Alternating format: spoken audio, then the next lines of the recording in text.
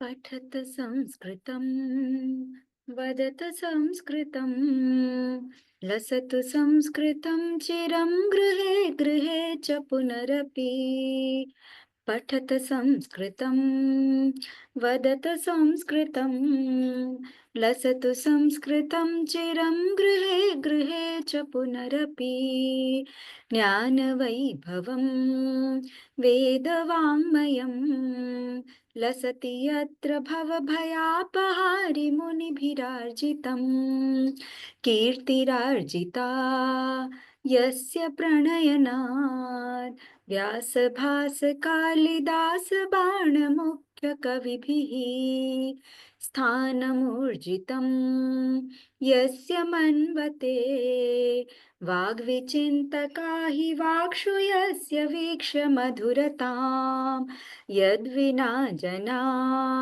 नैव जानते भारतीय संस्कृतिं सनातनाभिधां वरां जयतु संस्कृतं संस्कृतिस्तथा संस्कृतस्य संस्कृतेश्च प्रणयनाच्च मनुकुलं जयतु संस्कृतं जयतु मनुकुलं जयतु जयतु संस्कृतं जयतु जयतु मनुकुलं जयतु जयतु संस्कृतं जयतु जयतु मनुकुलम्। नमस्ते, हरे कृष्ण। हरे कृष्ण। हरे कृष्ण। हरे कृष्णा। नमस्ते। नमस्ते। हरे कृष्ण माता जी।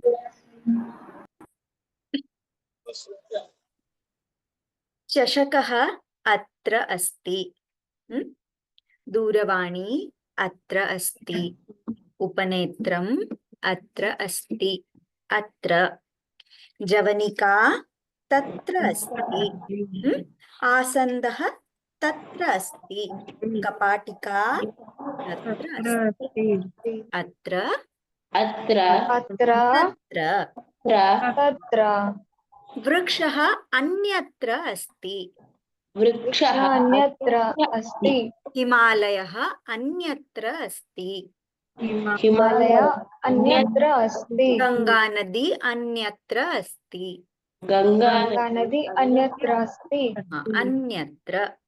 अन्यत्र ईश्वरः सर्वत्र अस्ति। ईश्वरः सर्वत्र अस्ति देवः सर्वत्र अस्ति। देवः सर्वत्र अस्ति संस्कृतं सर्वत्र अस्ति। संस्कृतं सर्वत्र अस्ति संस्कृतं कुत्र अस्ति? संस्कृतं सर्वत्र अस्ति जवनिका तत्र अस्ति। जवनिका कुत्र अस्ति? जवनिका तत्र अस्ति जवनिका कुत्र अस्ति सम्यक्। अत्र तत्र तत्र तत्र अन्यत्र अन्यत्र कुत्र सर्वत्र सर्वत्र। पुनः तत्र तत्र अन्यत्र कुत्र सर्वत्र पुनः अत्र तत्र अन्यत्र कुत्र सर्वत्र उत्तमं। पुनः भगिनी अत्र तत्र अन्यत्र कुत्र सर्वत्र। उत्तमम्। आशीष महोदय अत्र तत्र अन्यत्र कुत्र सर्वत्र। सम्यक्। स्वाति भगिनी अत्र तत्र अन्यत्र कुत्र सर्वत्र। सम्यक्। अपूर्वा भगिनी वाक्यं चषकः चषकः अत्र अस्ति। चषकः अत्र अस्ति जवनिका तत्र अस्ति चषकः अत्र अस्ति। चषकः चषकः चषकः अत्र अस्ति चषकः तत्र अस्ति चषकः अन्यत्र अस्ति चषकः कुत्र अस्ति चषकः सर्वत्र अस्ति। सम्यक्। भक्ति भगिनी कंसः कंसः अत्र अस्ति कंसः तत्र अस्ति कंसः अन्यत्र अस्ति कंसः कुत्र अस्ति कंसः सर्वत्र अस्ति। सम्यक्। गगन ईश्वरः ईश्वरः अत्र अस्ति ईश्वरः तत्र अस्ति ईश्वरः अन्यत्र अस्ति ईश्वरः कुत्र अस्ति ईश्वरः सर्वत्र अस्ति। उत्तमं। संसीराज भगिनी एकं पदं स्वीकरोतु। वाक्यम् अत्र उपनेत्रम् अत्र अस्ति उपनेत्रं तत्र अस्ति उपनेत्रम् अन्यत्र अस्ति उपनेत्रं कुत्र अस्ति उपनेत्रं सर्वत्र अस्ति। सम्यक्। उपनेत्रं दानिका भगिनी वाक्यं वद। जलम् अत्र अस्ति जलं तत्र अस्ति जलम् अन्यत्र अस्ति जलं कुत्र अस्ति जलं सर्वत्र अस्ति। उत्तमं। रुचिका भगिनी ईश्वर अत्र अस्ति ईश्वर तत्र अस्ति ईश्वर अन्यत्र अस्ति ईश्वर कुत्र अस्ति ईश्वर सर्वत्र अस्ति। ईश्वरः कुत्र अस्ति अभिनय प्रश्नः किल। उत्तमम्। अन्य कोऽपि वक्तुम् इच्छति कृपया हस्तम् उन्नयतु। Hand raise. संस्कृतम् अत्र अस्ति संस्कृतं तत्र अस्ति संस्कृतं कुत्र अस्ति संस्कृतं सर्वत्र अस्ति। अन्यत्र अन्यत्र अस्ति संस्कृतम् अन्यत्र अस्ति। अत्र गोपीनाथ महोदय अत्र अत्र तत्र तत्र अन्यत्र अन्यत्र कुत्र कुत्र सर्वत्र सर्वत्र। उत्तमं। शर्मिला भगिनी वाक्यम्। वायुः अत्र अस्ति वायुः तत्र अस्ति वायुः अन्यत्र अस्ति वायुः कुत्र अस्ति वायुः सर्वत्र अस्ति। उत्तमं। धृति अंकनी अत्र अस्ति अंकनी तत्र अस्ति अंकनी अन्यत्र अस्ति अंकनी कुत्र अस्ति अंकनी सर्वत्र अस्ति। उत्तमं। सद्या वर्णलेखनी अत्र अस्ति, वर्णलेखनी तत्र अस्ति, वर्णलेखनी कुत्र अस्ति, वर्णलेखनी अन्यत्र अस्ति, वर्णलेखनी सर्वत्र अस्ति। सम्यक्। अन्य रचित महोदय प्रयत्नं करोति वा?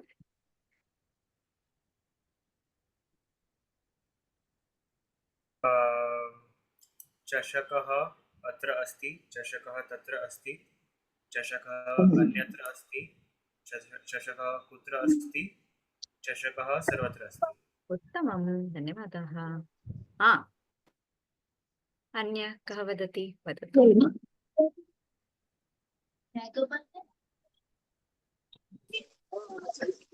हा, प्रेमानन्द। हरे कृष्ण। भूमिः अत्र अस्ति, भूमिः तत्र अस्ति, भूमिः अन्यत्र अस्ति, भूमिः कुत्र अस्ति, भूमिः सर्वत्र अस्ति। राजीव महोदय। अश्विनी भगिनी। ईश्वर अत्र अस्ति, ईश्वर तत्र अस्ति, ईश्वर अन्यत्र अस्ति, ईश्वर कुत्र अस्ति, ईश्वर सर्वत्र अस्ति। सम्यक्। नमन।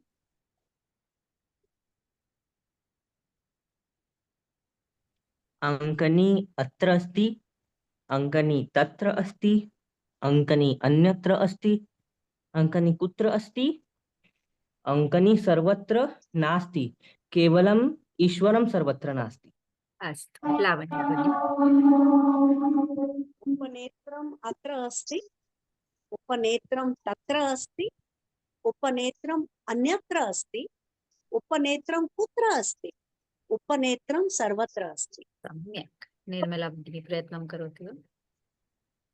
चषक अत्र अस्ति, चषक तत्र अस्ति, चषक अन्यत्र अस्ति, चषक कुत्र अस्ति, चषक सर्वत्र अस्ति। धन्यवादाः। अन्य कोऽपि प्रयत्नं करोति वा? अत्र, तत्र, अन्यत्र, कुत्र, सर्वत्र। वाक्यं वदति वा? आशीष महोदय प्रयत्नं करोति वा? वाक्यं।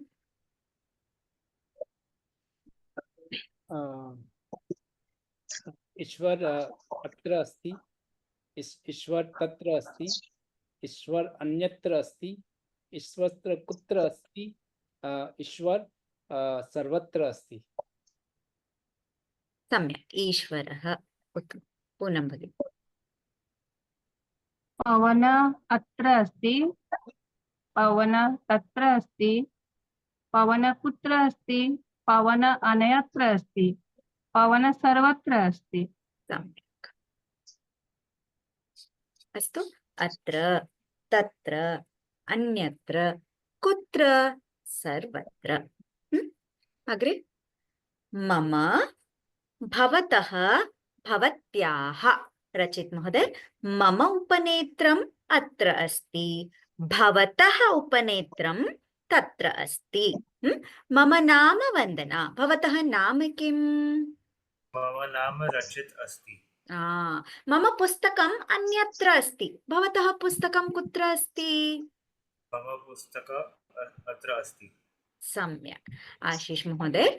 मम दूरवाणी तत्र अस्ति। भवतः दूरवाणी कुत्र अस्ति? मम दूरवाणी अत्र अस्ति। मम उपनेत्रम् अत्र अस्ति। भवतः उपनेत्रं कुत्र अस्ति? मम उपनेत्रं अत्र अस्ति। अत्र अस्ति। मम नाम वन्दना। भवतः नाम किम्? मम नाम आशीष। भवतः नाम कुत्र अस्ति? भवत्याः नाम किम्? सम्यक्। गगन। मम कूपी अत्र अस्ति। भवतः कूपी कुत्र अस्ति? मम कूपी अत्र अस्ति। मम लेखनी तत्र अस्ति। भवतः लेखनी कुत्र अस्ति? मम लेखनी अन्यत्र अस्ति। मम नाम वन्दना। भवतः नाम किम्? मम नाम गगनः। सम्यक्। भवतः स्पष्टं? मम, भवतः। भक्ति भगिनी। मम उपनेत्रम् अत्र अस्ति। भवत्याः उपनेत्रं कुत्र अस्ति? मम उपनेत्रम् अत्र अस्ति। मम वातायनं तत्र अस्ति। भवत्याः वातायनं कुत्र अस्ति? मम वातायनं अत्र अस्ति। उत्तमं। मम नाम वन्दना, भवत्याः नाम किम्? मम नाम भक्ति। उत्तमं। अपूर्वा भगिनी, मम लेखनी अन्यत्र अस्ति, भवत्याः लेखनी कुत्र अस्ति? मम लेखनी अत्र अस्ति। प्रश्न? मम पुस्तकम् अत्र अस्ति, भवत्याः पुस्तकं कुत्र अस्ति? मम पुस्तकं तत्र अस्ति। मम कूपी अत्र अस्ति, भवत्याः कूपी कुत्र अस्ति? मम कूपी अत्र अस्ति। मम नाम वन्दना, भवत्याः नाम किम्? मम नाम अपूर्वा। उत्तमं। मम मम भवतः भवत्याः सम्यक्। परस्परं भाषणं करोति वा? आशीष महोदय, रचित। मम नाम आशीष, भवतः नाम किम्? मम नाम रचित अस्ति। रचित, प्रश्नः? मम दूरवाणी अत्र अस्ति, मम पुस्तकम् अत्र अस्ति। मम फेनकं कुत्र अस्ति? किम्? मम फेनकं कुत्र अस्ति? मम फेनकम् अत्र अस्ति, भवतः फेनकं कुत्र अस्ति? एवं प्रश्नं पृच्छति। भवतः फेनकं कुत्र अस्ति? मम फेनकम् अत्र अस्ति। मम फेनकम् अत्र अस्ति। आशीष महोदय, प्रश्नः? मम उपनेत्रम् अत्र अस्ति, भवतः उपनेत्रं कुत्र अस्ति? उत्तमम्। रचित महोदय।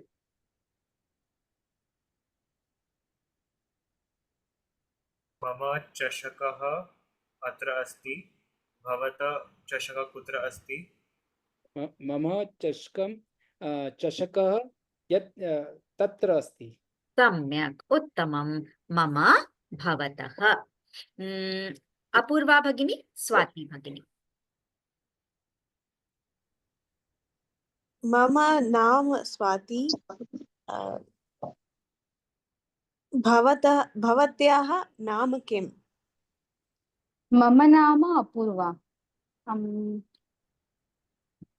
मम वातायनं तत्र अस्ति, भवत्याः वातायनं कुत्र अस्ति? मम वातायनम् अन्यत्र अस्ति। स्वाति भगिनी, प्रश्नः?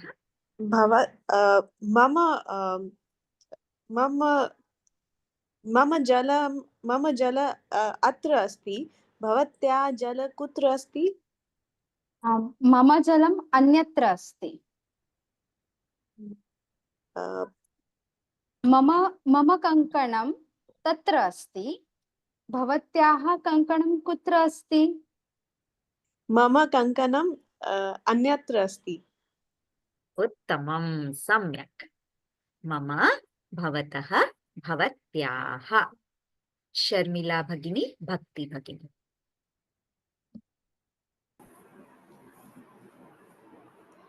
मम नाम शर्मिला, भवत्याः नाम किम्? मम नाम भक्ति। मम उपनेत्रम् अत्र अस्ति, तव भवत्याः उपनेत्रं कुत्र अस्ति? मम उपनेत्रम् अत्र अस्ति, मम स्यूतः, मम धनस्यूतः अत्र अस्ति, भवत्याः धनस्यूतः कुत्र अस्ति? मम धनस्यूतः तत्र अस्ति। मम पुस्तकम् अन्यत्र अस्ति, भवत्याः पुस्तकं कुत्र अस्ति? मम पुस्तकम् अन्यत्र अस्ति। उत्तमं, सम्यक्। धृति, सद्या। मम नाम धृति, भवत्याः नाम किम्? मम नाम सद्या, मम दूरवाणी अत्र अस्ति, भवत्याः दूरवाणी किं कुत्र अस्ति? मम दूरवाणी तत्र अस्ति। भवत्याः अङ्कनी तत् कुत्र अस्ति? मम अङ्कनी अत्र अस्ति। उत्तमं, सम्यक्। गगन्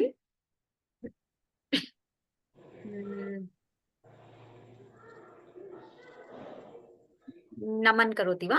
अस्तु, गगन् नमन। मम व्यजनम् अत्र अस्ति। भवतः व्यजनं कुत्र अस्ति? मम व्यजनं नास्ति। नमन प्रश्नः। मम अङ्कनी अत्र अस्ति।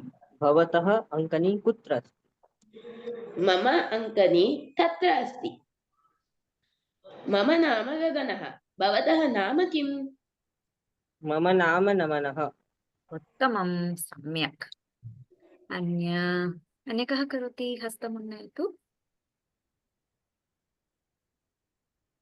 दानिका भगिनी, दानिका भगिनी करोति वा? लविना भगिनी, लावण्या भगिनी किल? हाँ। मम नाम लावण्या। भवत्याः नाम किम्? मम नाम दानिका। मम उपि अत्र अस्ति। भवत्याः उपि कुत्र अस्ति? मम कूपी अन्यत्र अस्ति। भवत्याः कूपी कुत्र अस्ति? मम उपि अत्र अस्ति। मम लेखनी अत्र अस्ति। भवत्याः लेखनी कुत्र अस्ति? मम लेखनी तत्र अस्ति। भवत्याः लेखनी कुत्र अस्ति? मम लेखनी अत्र अस्ति। सम्यक्, धन्यवादाः। अन्य कः करोति? प्रयत्नं करोतु।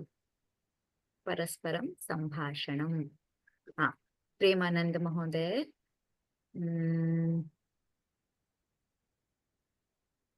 स्वाति करोतु। स्वाति भगिनी, प्रेमानंद। मम नाम प्रेमानंद। भवत्याः नाम किम्? नमस्कारं, मम नाम स्वाति।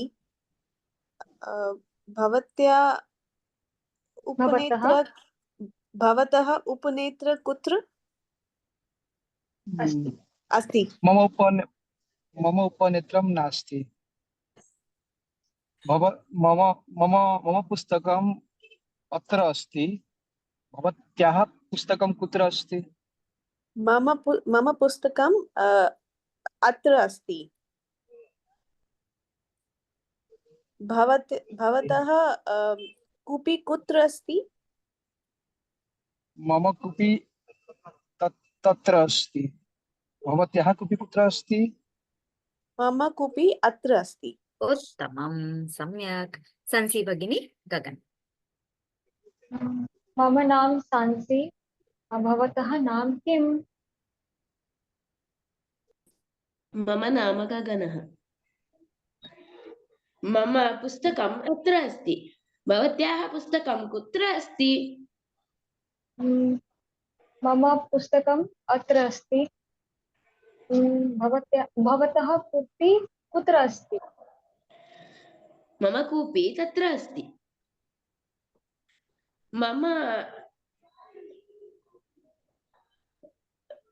भवतः चषकः कुत्र अस्ति?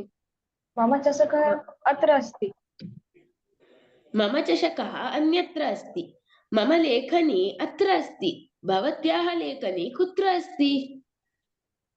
मम लेखनी अत्र अस्ति। उत्तमं, सम्यक्। राजीव महोदय करोति वा?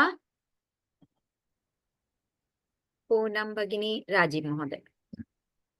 मम उपनेत्रम् अत्र अस्ति। भवत्याः उपनेत्रं कुत्र अस्ति? मम उपनेत्रम् अत्र अस्ति। धन्यवादः। मम जननी तत्र अस्ति। भवतः जननी कुत्र अस्ति? मम जननी अन्यत्र अस्ति। मम जनकः नास्ति, भवतः जनकः अस्ति। आम् भवतः आम् मम जनकः अस्ति। नाम मम नाम राजीव। त्वं नाम किम्? भवत्याः नाम किम्? मम नाम पूनम। सम्यक् उत्तमं। मम नाम, भवतः नाम, भवत्याः नाम, मम, भवतः, भवत्याः। पुस्तकं, मम पुस्तकं, भवतः पुस्तकं, भवत्याः पुस्तकं।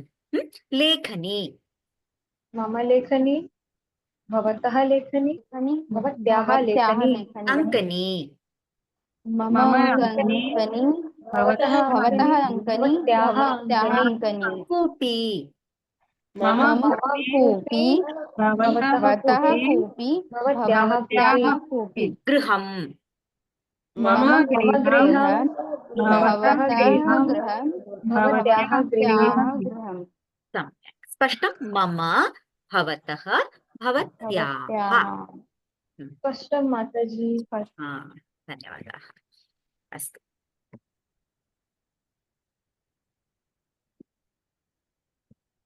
एकनिमिषम्। मम नाम वन्दना। अध्यापिका, जननी, पुत्री, नर्तकी, छात्रा।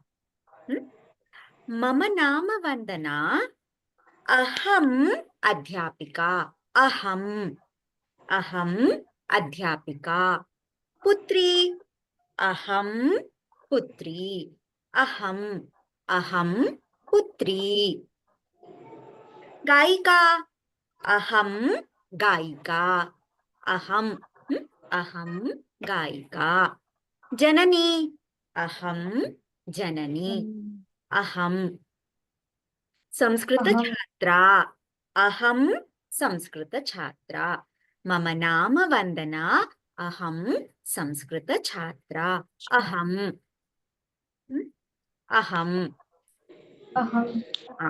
एकवारं केवलं गगन, रचित, गोपीनाथ महोदय, राजीव महोदय वदति, आशीष महोदय वदति, धृति भक्ति भगिनी न वदति, दनिका भगिनी, शर्मिला भगिनी न वदति। केवलं गगन, रचित, राजीव महोदय, गोपीनाथ महोदय, नमन, संदेश महोदय वदति। बालकः, अहं बालकः। छात्रः, अहं छात्रः। भारतीयः, अहं भारतीयः। वैद्यः, अहं वैद्यः। कृष्णभक्तः, अहं कृष्णभक्तः। शिवभक्तः, अहं शिवभक्तः। चित्रकारः, अहं चित्रकारः। नर्तकः, अहं नर्तकः। गायकः, अहं गायकः।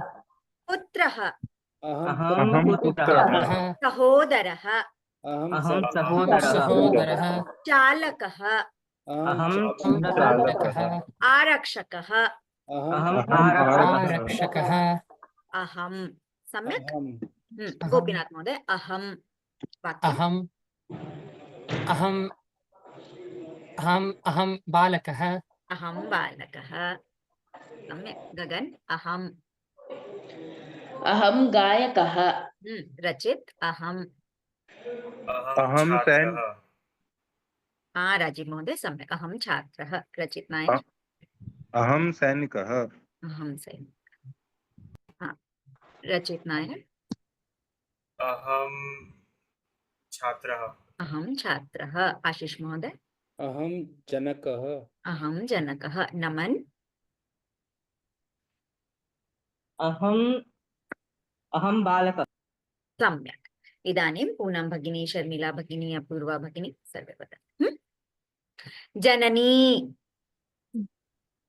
जननी, अहं जननी। पुत्री, अहं पुत्री। बालिका, अहं बालिका। गायिका, अहं गायिका। छात्रा, अहम छात्रा छात्रा सहोदरी अहम सहोदरी नर्तकी अहम नर्तकी भारतीया अहम भारतीया कृष्ण भक्ता अहम कृष्ण भक्ता छात्रा अहम छात्रा गृहिणी अहम गृहिणी चित्रकारी अहम चित्रकारी सम्यक् उत्तमं भक्ति भगिनी अहम्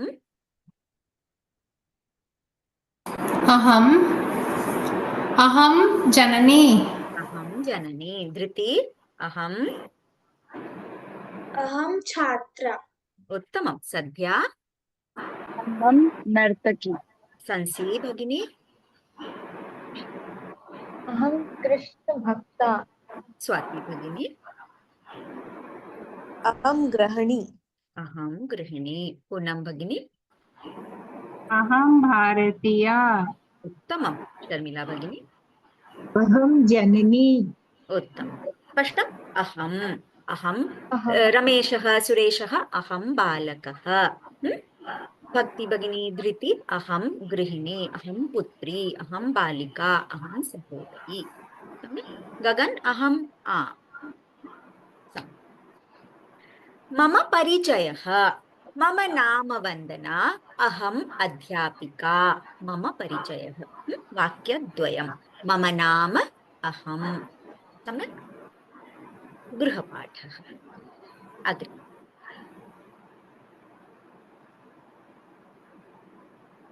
बालकः पठति बालकः लिखति बालकः खादति बालकः पिबति बालकः गच्छति बालकः पठति अहं पठामि बालकः पठति अहं पठामि बालकः लिखति अहं लिखामि बालकः लिखति अहं लिखामि बालकः खादति अहं खादामि बालकः खादति अहं खादामि बालकः पिबति अहं पिबामि सम्यक् बालकः गच्छति अहं गच्छामि बालकः पश्यति अहं पश्यामि सम्यक् उत्तमं पठति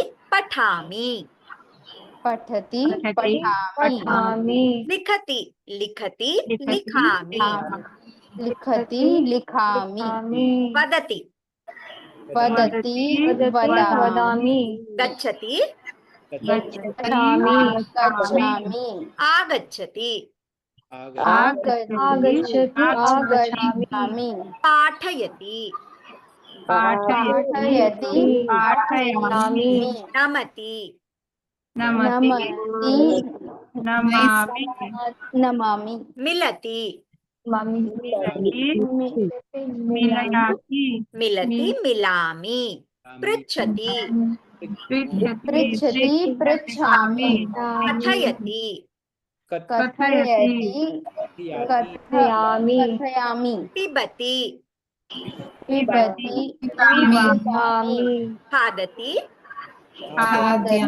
खादामि हसति हसति हसामि उपविशति उपविशति उपविशामि उत्तिष्ठति उत्तिष्ठामि उत्तिष्ठति उत्तिष्ठामि पृच्छति पृच्छति पृच्छामि वदति वदामि गायति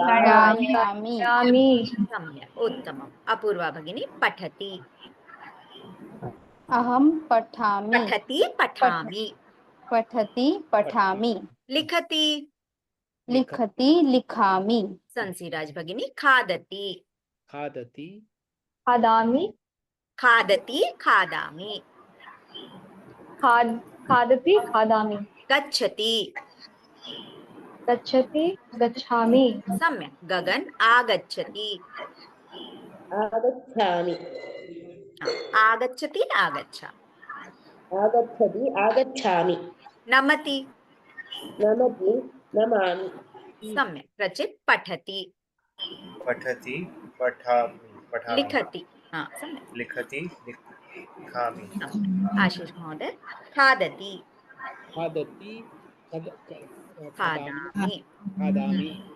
पिबति पिबामि सम्यक् धनिका भगिनी मिलति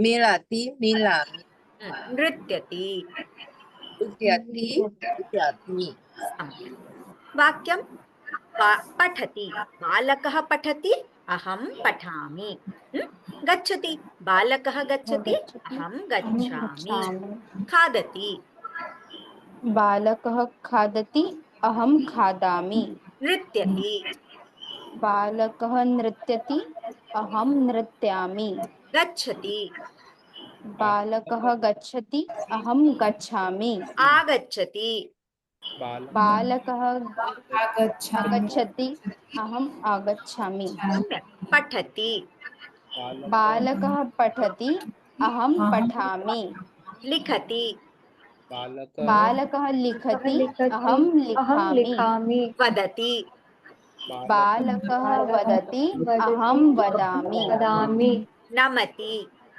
बालकः नमति अहं नमामि नृत्यति बालकः नृत्यति अहं नृत्यामि गायति बालकः गायति अहं गायामि धावति बालकः धावति अहं धावामि उत्तमम् बालकः धावति अहं धावामि बालकः नृत्यति अहं नृत्यामि प्रेमानंद महोदय गच्छति बालकः गच्छति अहं गच्छामि सम्यक् बालकः पठति अहं पठामि सम्यक् उत्तमं संसिराज भगिनी वाक्यं बालकः अहं बालकः पिबति अहं पिबामि बालकः लिखति अहं लिखामि सम्यक् उत्तमं सद्या बालकः खादति अहं खादामि बालकः धावति अहं धावामि सम्यक् उत्तमं लावण्या भगिनी बालकः पश्यति अहं पश्यामि सम्यक् बालकः पश्यति अहं पश्यामि पृच्छति सम्यक् बालकः पृच्छति अहं पृच्छामि अपूर्वा भगिनी बालकः हसति अहं हसामि बालकः क्रीडति अहं क्रीडामि सम्यक् पूनम भगिनी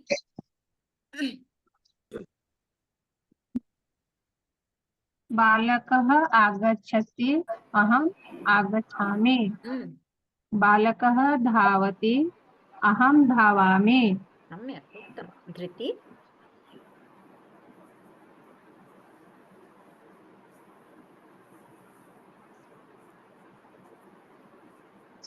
स्वाति भगिनी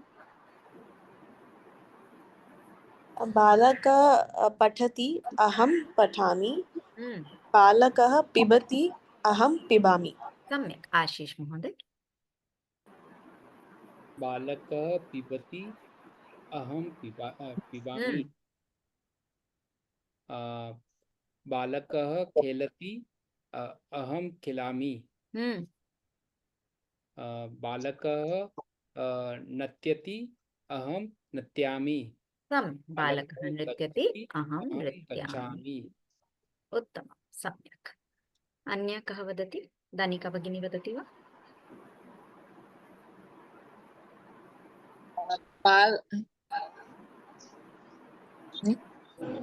वदतु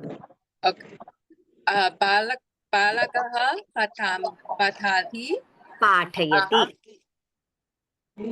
पाठयति वा पठति पठति सम्यक् पठति अहं पठामि उत्तमं बालकः पिबति अहं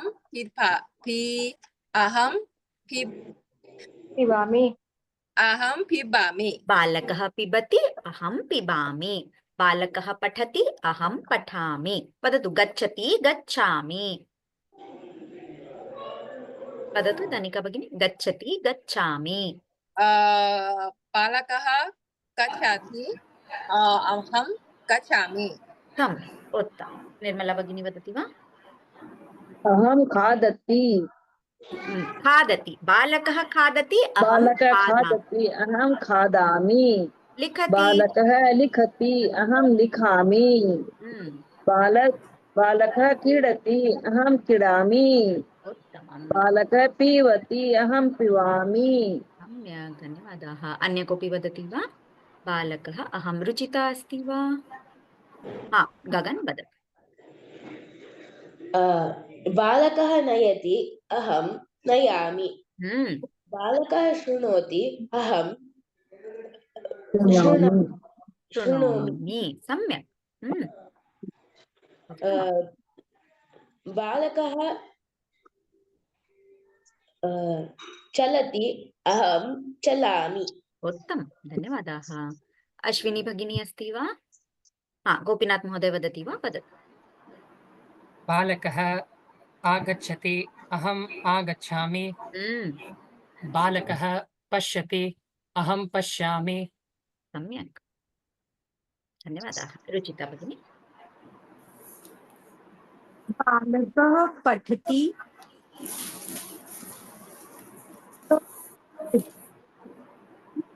ध्वनिकर्तनं भवति भगिनी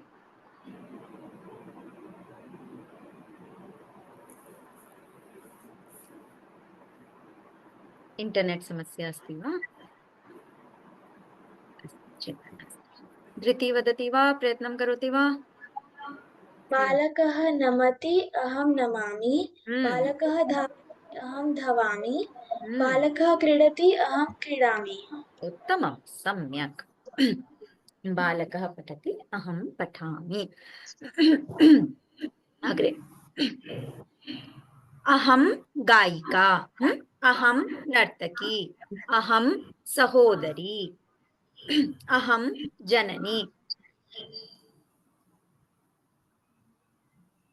अहं जननी गगन भवान् पुत्रः अहं जननी भवान् पुत्रः भवान् अहं गायिका रचित भवान् गायकः भवान् गायकः अहं सहोदरी आशीष महोदय भवान् सहोदरः अहं भवान् अहं गायिका भवान् गायकः अहं सहोदरी भवान् सहोदरः अहं भवान् बालकः भवान् बालकः वदतु गायकः भवान् गायकः सैनिकः भवान् सैनिकः वैद्यः भवान् वैद्यः चालकः भवान् चालकः गायकः भवान् गायकः नर्तकः भवान् नर्तकः सहोदरः भवान् सहोदरः जनकः भवान् जनकः ज्येष्ठः भवान् ज्येष्ठः अनुजः भवान् अनुजः पितामहः भवान् पितामहः पुत्रः भवान् पुत्रः सम्यक् उत्तमं स्पष्टं भवान् गगन भवान् गायकः अपूर्वा भगिनी भवती गायिका भवान् गायकः अपूर्वा भगिनी भवती गायिका आशीष महोदय भवान् सहोदरः लावण्या भगिनी भवती सहोदरी भवान् भवती गगन रचित भवान् पुत्रः सद्या भवती पुत्री भवान् भवती स्पष्टं वा स्पष्टं जनकः जननी भवान् जनकः, भवती जननी। जननी। पुत्रः पुत्री, भवान् पुत्रः भवती पुत्री। बालकः बालिका, भवान् बालकः बालिका भवती बालिका। बालिका। गायकः गायिका, भवान् गायकः भवती गायिका। गायिका। अध्यापकः अध्यापिका, भवान् अध्यापकः भवती अध्यापिका। अध्यापिका। उत्तमं। पूनम भगिनी, नर्तकः नर्तकी, भवान् नर्तकः भवत्या नर्तकी। भवान् भवती, भवान् नर्तकः भवति नर्तकी। उत्तमं। गायकः गायिका, भवान् गायकः भवति गायिका। उत्तमं। भक्ति भगिनी, सहोदरः सहोदरी, भवान् सहोदरः भवती सहोदरी। सहोदरी, सम्यक्, उत्तमं। संसीराज भगिनी, बालकः बालिका, भवान् बालकः भवति बालिका। गगन, पुत्रः पुत्री, भवान् पुत्रः भवती पुत्री। रुचिता भगिनी, गायकः गायिका, भवान् गायकः भवती गायिका। स्वाति भगिनी, सहोदरः सहोदरी, भवान् सहोदरः भवती सहोदरी। लावण्या भगिनी, ज्येष्ठः ज्येष्ठा, भवान् ज्येष्ठः भवती ज्येष्ठ्याः। ज्येष्ठः, उत्तमं। भवान् भवती। तनिका भगिनी, अनुजः अनुजा, अनुजः अनुजा, भवान् अनुजः भवती अनुजा। उत्तमं। भवान् भवती। अन्य कोऽपि वदति वा? नर्तकः नर्तकी, सहोदरः सहोदरी, ज्येष्ठः ज्येष्ठा। गोपीनाथ महोदय वदतु। भवान् सहोदरः भवती सहोदरी। सम्यक्। अपूर्वा भगिनी, भवान् नर्तकः भवती नर्तकी। सम्यक्, उत्तमम्। अस्तु, अग्रे। अहं रचित वदतु। I have a question. प्रश्नः वा? वदतु। When are bhavati and bhavatya used? अग्रे वदामि। अस्तु, अहं पठामि, अहं लिखामि, अहं खादामि, अहं गच्छामि, अहं वदामि। गगन, भवान् वदतु। अहं वदामि, भवान् वदतु। अहं खादामि चेत् भवान् खादतु। जननी वदति पठतु, भवान् पठतु। जनकः वदति भवान् पठतु। आज्ञा प्रार्थना, भवान् पठतु, भवान् खादतु। धृति, अहं पठामि, भवती पठतु। भवान् पठतु, भवती पठतु। लिखतु, भवान् लिखतु, भवती लिखतु। पठति पठतु, वदतु। पठति पठतु। वदति वदतु। लिखति लिखतु। पाठयति गच्छति आगच्छति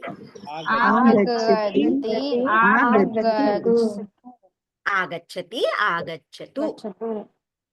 उपविशति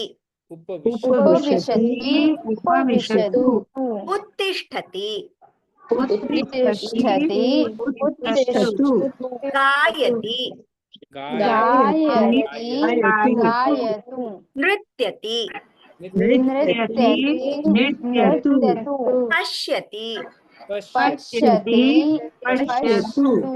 पृच्छति पृच्छति पृच्छतु वदति वदति वदतु नमति नमति नमतु सम्यक् उत्तमं पूनम भगिनी पठति पठति पठतु खादति खादति खादतु सम्यक् लावण्या भगिनी गच्छति गच्छति गच्छतु आगच्छति आगच्छति आगच्छतु अपूर्वा भगिनी उपविशति उपविशति उपविशतु उत्तिष्ठति उत्तिष्ठति उत्तिष्ठतु शर्मिला भगिनी पृच्छति पृच्छति पृच्छतु वदति वदति वदतु सम्यक् गगन शृणोति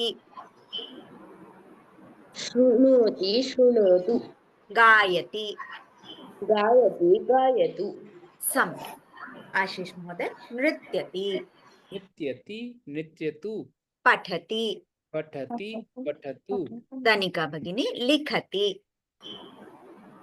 लिखति लिखतु खादति खादति खादतु सम्यक् वाक्यं पठतु भवान् पठतु भवती पठतु लिखति लिखतु भवान् लिखतु लिखतु भवती लिखतु खादतु भवान् खादतु भवती खादतु पिबतु भवान् पिबतु भवती पिबतु गच्छतु भवान् गच्छतु भवती गच्छतु आगच्छतु भवान् आगच्छतु भवती आगच्छति गच्छतु नमतु भवान् नमतु नमति नमतु नमतु भवान् नमतु भवती नमतु उपविशतु भवान् उपविशतु भवती उपविशतु भवान् उपविशतु भवती उपविशतु शृणोतु भवान् शृणोतु भवती शृणोति शृणोतु शृणोतु शृणोतु नमतु भवान् नमतु भवती नमतु नमति नमति नमतु नमतु भवान् नमतु भवान् गच्छतु भवान् आगच्छतु भवान् उपविशतु भवान् खादतु भवान् पिबतु भवान् पिबतु भवती पिबतु पिबतु भवती पिबतु सम्यक् पुनः भगिनी वाक्यं वदतु भवान् आगच्छतु भवती आगच्छतु सम्यक् उत्तमं लावण्या भगिनी वाक्यं वदतु वदतु वदतु वाक्यं वदतु भवान् वदतु भवती वदतु सम्यक् शर्मिला भगिनी वाक्यं भवान् भवती भवान् लिखतु भवती लिखतु भवान् भवान् खादतु भवती खादतु सम्यक् गगन भवान् नयतु भवती नयतु भवान् लिखतु भवती लिखतु हंसिराज भगिनी भवान् नमतु भवती नमतु भवान् पिबतु भवती पिबतु सम्यक् सद्या भवान् खादतु भवती खादतु भवान् क्रीडतु भवती क्रीडतु उत्तमं रुचिका भगिनी पठतु भवती पठतु भवान् लिखतु भवान् लिखतु भवती लिखतु स्वाति भगिनी भवान् पृच्छतु भवती पृच्छतु भवान् आगच्छतु भवती आगच्छतु भक्ति भगिनी वाक्यं वदतु भवान् हसतु भवती हसतु सम्यक् आशीष महोदय भवान् पिबतु भवती पिबतु भवान् खादतु भवती खादतु धनिका भगिनी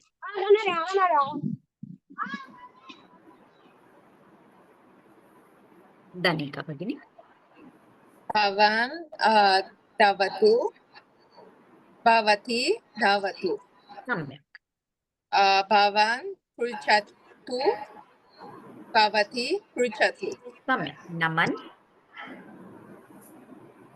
भवान् पिबतु भवती पिबतु भवान् वदतु भवती वदतु सम्यक् भवान् पृच्छतु भवती पृच्छतु सम्यक् गोपीनाथ महोदय भवान् शृणोति भवती शृणोति शृणोतु शृणोतु भवान् उपविशतु भवती उपविशतु सम्यक् राजीव महोदय अस्ति वा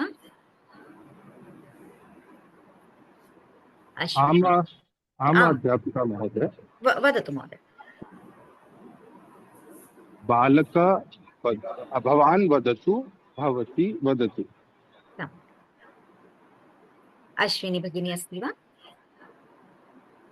भवान् पिबतु भवती पिबतु भवान् गायतु भवती गायतु उत्तमं रचित वदतु भवान् उत्तिष्ठतु भवती उत्तिष्ठतु धृति भवान् गायतु भवती गायतु धृति भवान् धावतु भवती धावतु भवान् क्रीडतु भवती क्रीडतु सम्यक् उत्तमं संदेश महोदय अस्ति वा एजेन् अस्ति वा अस्तु अन्य कोऽपि प्रयत्नं करोति वा अपूर्वा वदतु भवान् उत्तिष्ठतु भवती उत्तिष्ठतु भवान् नमतु भवती नमतु भवान् तरतु भवती तरतु उत्तमं सम्यक् इदानीं गृहपाठः पठति बालकः पठति बालिका पठति अहं पठामि भवान् पठतु भवती पठतु पञ्चवाक्यानि लिखति बालकः लिखति बालिका लिखति अहं लिखामि भवान् लिखतु भवती लिखतु कोऽपि प्रयत्नं करोति वा एकवारम् अपूर्वा भगिनी एकवारं प्रयत्नं करोतु खादति बालकः खादति बालिका बालिका खादति अहं खादामि भवान् खादतु भवती खादतु सम्यक् गगन एकवारं प्रयत्नं करोतु लिखति बालकः लिखति बालिका लिखति अहं लिखामि भवान् लिखतु भवती लिखतु सम्यक् उत्तमं पूनम भगिनी प्रयत्नं करोति वा वदति बालकः वदति बालिका वदति अहं वदामि भवान् वदतु भवत्या वदतु भवती वदतु भवती वदतु भवान् भवति वदतु भवान् वदतु भवती वदतु सम्यक् उत्तमं रचित भवतः उपनेत्रं भवतः उपनेत्रं भवान् गायकः भवतः जनकः भवतः जननी भवतः गृहम् भवान् गायकः भवान् पुत्रः भवान् छात्रः समानरीत्या अपूर्वा भगिनी भवती गृहिणी भवती छात्रा भवत्याः नाम अपूर्वा भवत्याः जनकः भवत्याः जननी स्पष्टं वा भवान् भवतः स्पष्टम् अहं मम मम नाम वन्दना, अहम् अध्यापिका। एकवारं स्वपरिचयं वदति वा शीघ्रं शीघ्रं? मम नाम अहं। गगन्? मम नाम गगनः, अहं गायकः। सम्यक्। संसीराज भगिनी? मम नाम शान्ति। अहं संस्कृत छात्रा। सम्यक्। अपूर्वा भगिनी? मम नाम अपूर्वा, अहं भारतीया। उत्तमं। स्वपरिचयः। पुनः गृहपाठः। अस्तु, इदानीम् एकां कथां वदामि वा? कथा चतुरः काकः। एकां कथां वदामि। अहं वदामि। बालकः वदति, अहं वदामि। काकः, एकः काकः अस्ति। काकः तृषितः अस्ति। जलम् इच्छति। काकः जलम् इच्छति। काकः अत्र पश्यति, जलं नास्ति। काकः तत्र पश्यति, जलं नास्ति। काकः अन्यत्र गच्छति। काकः अन्यत्र गच्छति। काकः एकं घटं पश्यति। काकः एकं घटं पश्यति। घटे जलम् अस्ति। जलं स्वल्पम् अस्ति। काकः चिन्तयति। काकः चिन्तयति। काकः एकम् उपायं करोति। काकः एकम् उपायं करोति। काकः शिलाखण्डं स्वीकरोति। काकः शिलाखण्डं स्वीकरोति, घटे स्थापयति। स्थापयति। पुनः काकः शिलाखण्डं स्वीकरोति, घटे स्थापयति। जलम् उपरि उपरि आगच्छति। जलम् उपरि उपरि आगच्छति। काकः जलं पिबति, आनन्देन गच्छति। काकः चतुरः किल? काकः चतुरः। चतुरः काकः। संस्कृतं सरलं किल? संस्कृतं सरलम्। अवगच्छति किल? कथा अवगच्छति सम्यक्?